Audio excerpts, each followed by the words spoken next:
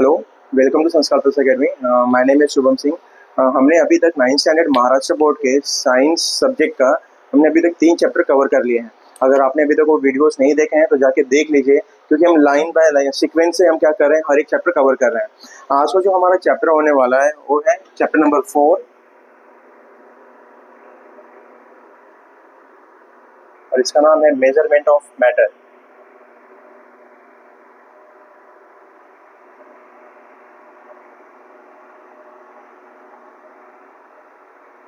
और ये हमारा होने वाला है लेक्चर नंबर 1।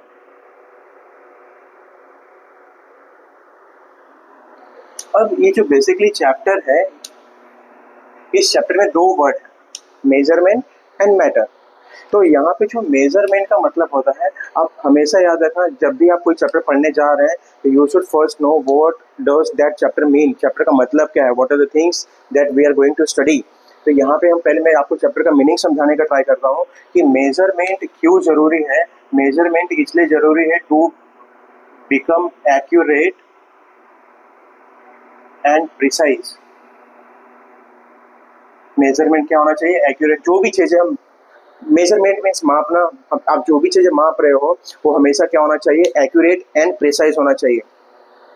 और अगर हम दूसरे नंबर की बात करें मैटर, तो मैटर क्या होता है, एनीथिंग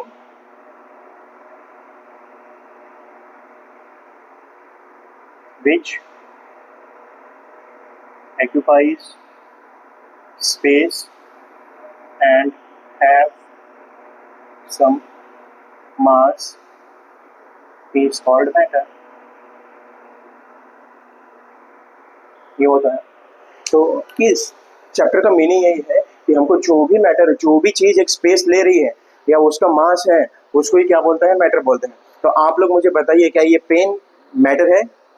हाँ, है मैटर, क्योंकि इसका कुछ तो मास है और ये कहीं पे अगर इसको रखूंगा तो इट ऑक्यूपाई सम स्पेस। मेरा माइक है, क्या है, मैटर है। Means everything around us is a matter. क्या है, मैटर है। और ये जो मैटर है, this matter is made up of atom. ये जो मैटर्स होते हैं किसके बने रहते हैं, made up of atom. Sometimes इसी एटम को बोला जाता है स्मॉलेस्ट पार्टिकल। इसी एटम को क्या बोला जाता है, smallest particle of matter.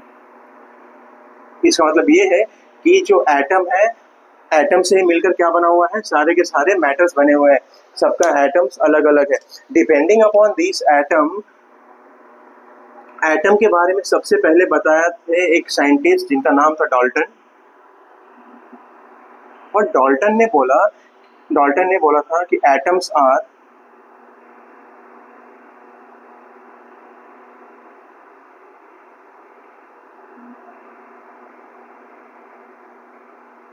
Actually तो एटम्स आर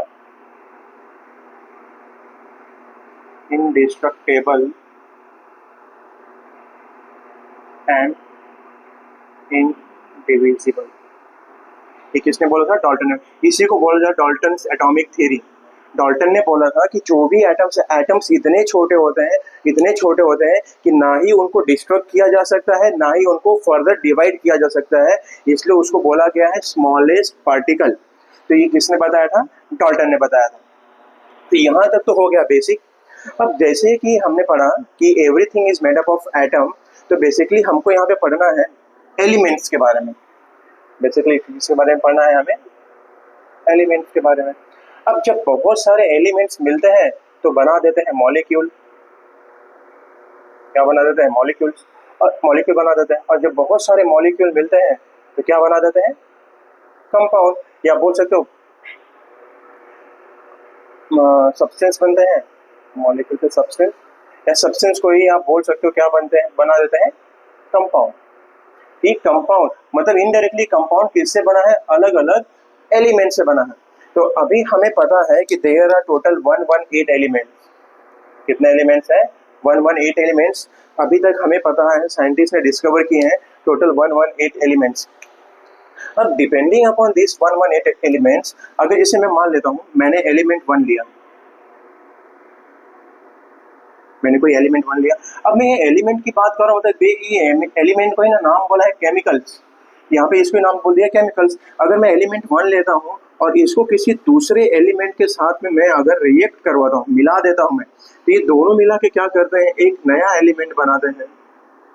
नया एलिमेंट बनाते हैं या नया केमिकल बनता है। बोलो कि जैसे अगर मैं एलिमेंट की जगह पे अगर केमिकल लिख दूं, मैं केमिकल 1,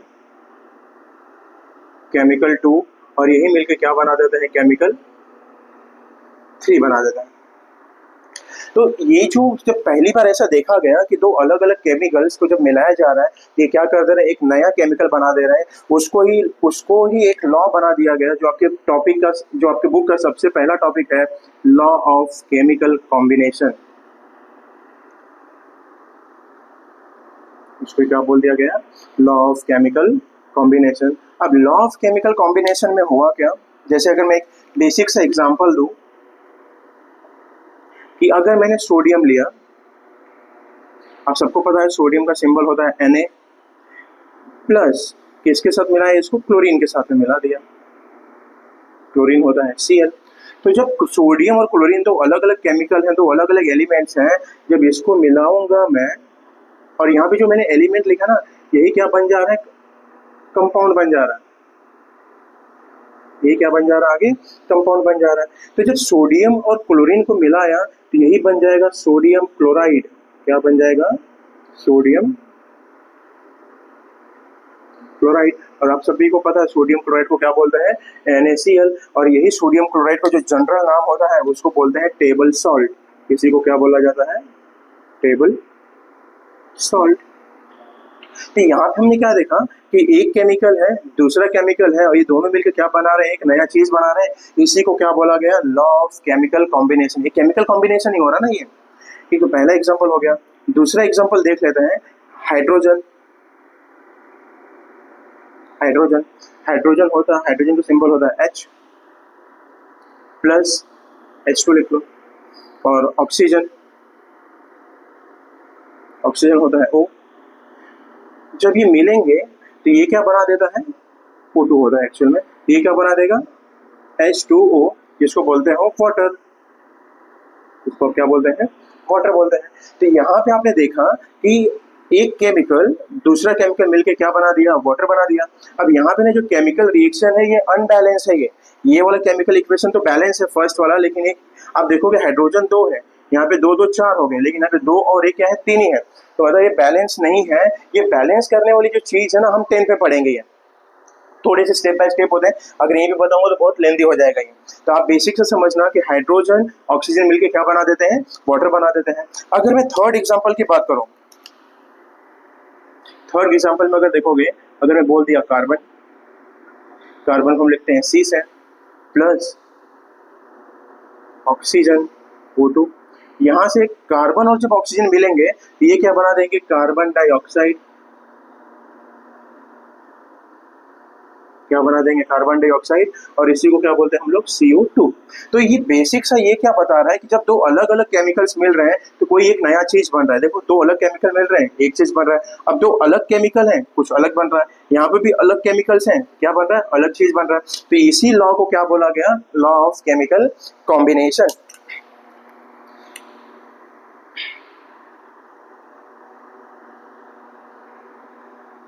अब इसके बाद जो अगला लॉ आया, अगले लॉ के बारे में बोला,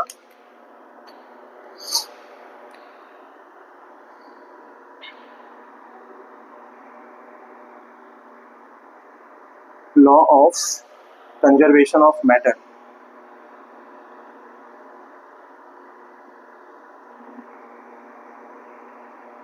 अगला क्या बोला, law of conservation of matter. अब law of conservation of matter में इसके पहले आपने पढ़ा है law of conservation of energy, फिर आपने पढ़ा कि law of conservation of momentum, और यहीं पे क्या है, law of conservation of matter. अब जैसे कि हमने यहाँ पे केमिकल देखा, तो ना इन सब को आपने 8th स्टैंडर्ड में पढ़ा है कि अगर हमें कोई केमिकल इक्वेशन लिखना है, if we have to write any chemical equation, तो हमको ना ये केमिकल इक्वेशन हम 2 टाइप से लिख सकते हैं, एक वर्ड फॉर्म में और सेकंड है इक्वेशन फॉर्म में।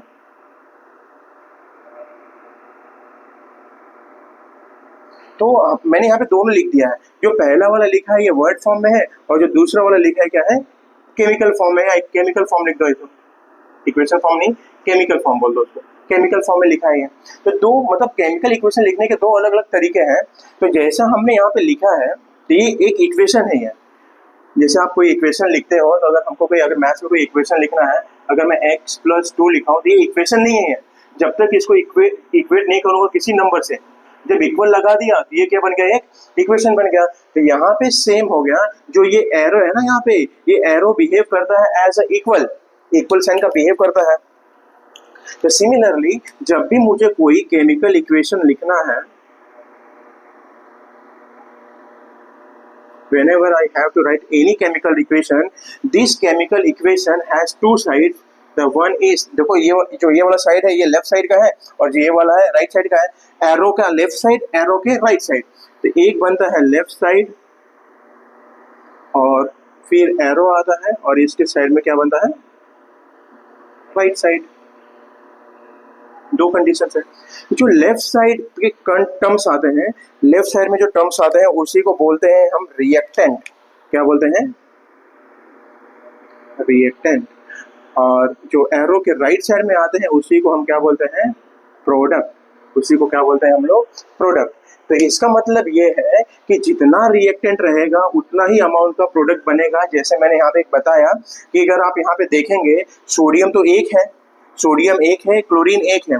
एक और एक कितने हो गए, दो हो गए। यहाँ पे देखो सोडियम एक है, क्लोरीन एक है। मतलब क्या है, ये तो क्या है, इक्वल प्रोपोर्शन में है। ये इक्वल प्रोपोर्शन में मतलब क्या, कंजर्वेशन है। जितना रिएक्टेंट है उतना ही क्या बना है, प्रोडक्ट बना है। तो हमारा केमिकल इक्वेशन क्या बोलता है कि रिएक्टेंट इज इक्वल टू क्या होना चाहिए, प्रोडक्ट। अगर आपने रिएक्टेंट 5 लिया है तो प्रोडक्ट भी कितना बनना चाहिए, 5 बनना चाहिए। अगर रिएक्टेंट 10 लिया है तो प्रोडक्ट भी कितना बनना चाहिए, 10 बनना चाहिए। जो हमारे यहाँ पे फर्स्ट वाला इक्वेशन बताता है। अगर आप सेकंड वाले फर्स्ट वाला इक्वेशन और थर्ड वाला इक्वेशन बताता है। थर्ड वाले में देखेंगे कार्बन 1 है, ऑक्सीजन 2 है, टोटल कितने हो गए, 3। यहाँ पे देखेंगे कार्बन 1, ऑक्सीजन 2, यहाँ पे कितना हो गया, 3। इस साइड भी 3 है, यहाँ पे भी क्या है, 3 है। मतलब क्या है, यहाँ पे मैटर क्या है, रिएक्टेंट इज इक्वल टू क्या है, प्रोडक्ट है। लेकिन अगर आप सेकंड वालों को देखोगे, मैंने बोला कि इक्वेशन बैलेंस नहीं है। ये इक्वेशन क्या है, बैलेंस नहीं, अनबैलेंस्ड है। आपको 10th में सीखोगे कि बैलेंस कैसे करते हैं। तो यहाँ पे देखेंगे आप, हाइड्रोजन 2 है, ऑक्सीजन 2 है, टोटल मिलकर तो 4 हो गए।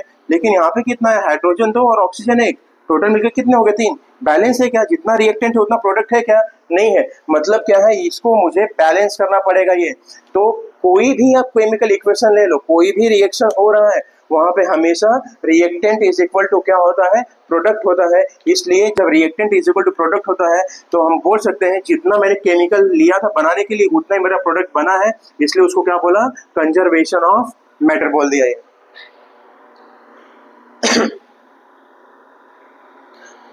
इसके बाद क्या जो लॉ है उसको बोलते हैं लॉ ऑफ इक्वल प्रोपोर्शन।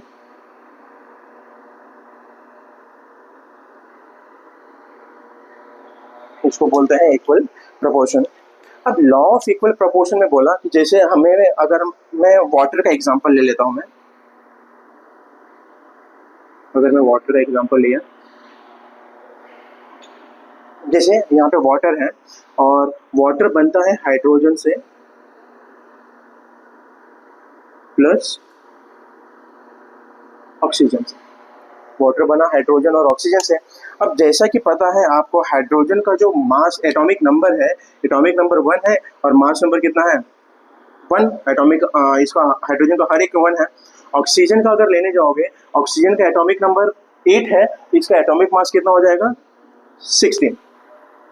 लेकिन जब आपने देखा कि हाइड्रोजन का एटॉमिक मास 1 है, ऐसा लिख देते हैं, हाइड्रोजन का जो एटॉमिक मास है, एटॉमिक मास ऑफ हाइड्रोजन 1 और ऑक्सीजन का कितना है, 16 है। आपने देखा जो पानी बनता है, पानी को हम लिखे हैं H2O। पानी को क्या लिखते हैं हम लोग, H2O।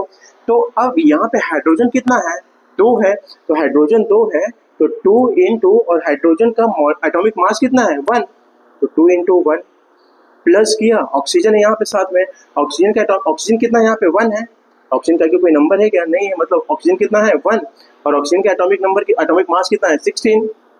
तो अगर देखोगे आप तो यहाँ पे 2 + 16 आ जाएगा 18, मतलब पानी का जो एटॉमिक मास बना है, पानी का जो मॉलिक्यूलर मास बना है वो 18 है। लेकिन अगर हम क्या करते हैं यहाँ पे, अगर हम रेशियो निकालते हैं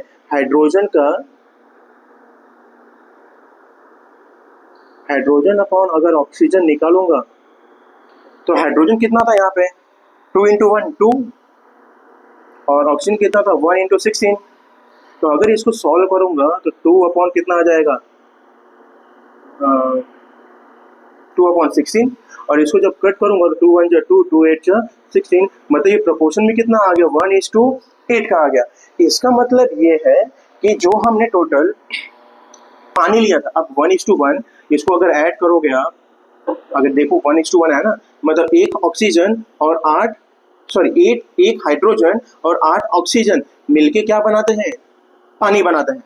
मिलके क्या बना रहे हैं, पानी बना रहे हैं। मतलब जो पानी बना है कितने ग्राम का बना है, 9 ग्राम का बना है। पानी कितने ग्राम का बना है, 9 ग्राम का पानी बना है। तो 9 ग्राम के पानी में अगर हम क्या कर रहे हैं, 9 ग्राम का अगर पानी ले रहे हैं तो उसमें से 1 हाइड्रोजन रहेगा और 8 अमाउंट किसका रहेगा, ऑक्सीजन का रहेगा। एक अगला एग्जांपल से भी समझ लेते हैं। अब इसका मतलब ये है ना कि अगर आप 1 लीटर भी पानी लोगे, 1 लीटर भी पानी लोगे तो उसमें हाइड्रोजन कितना रहेगा, उसका रेशियो निकालोगे तो हाइड्रोजन 1 आएगा और ऑक्सीजन कितना आएगा 8 आएगा। अगर आप 10 लीटर पानी लेते हैं तो भी प्रोपोर्शन यही आएगा हाइड्रोजन और ऑक्सीजन का 1:8। इसलिए इसको क्या बोला गया, लॉ ऑफ इक्वल प्रोपोर्शन। चाहे 1 ग्राम लो, चाहे 100 ग्राम लो, चाहे 10 लीटर लो, चाहे 50 लीटर लो, हमेशा ये जो रेशियो है क्या आने वाला है, सेम आने वाला। और ये रेशियो किसका है, हाइड्रोजन और ऑक्सीजन का है। अगला एग्जांपल देख लेते हैं हम लोग कार्बन डाइऑक्साइड का।